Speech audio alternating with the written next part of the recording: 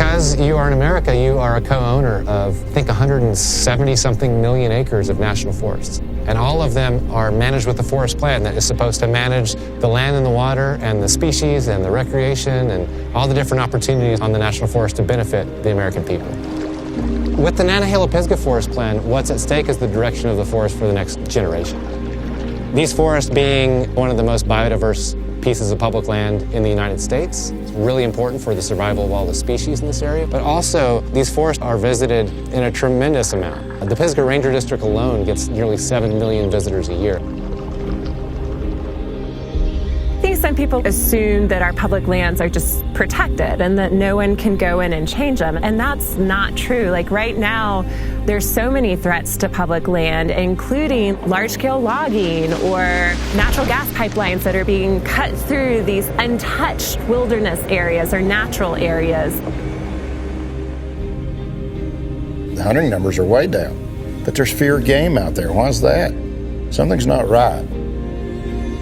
Went further away from our cutting, and with that we see these populations just falling off. Really sad to have witnessed this. 30 years ago, people said we were cutting too much. We might not have been cutting too much. Nobody likes to see trees cut. I don't like to see a tree cut, but people need these forest products, and it can be done in a way that actually fits in with conservation values. 100 years ago, there wasn't any effort given to what's going to be the future forest here. Now we're taking a look, okay, now we've inherited this, how are we going to take this and how are we going to make this better for our kids?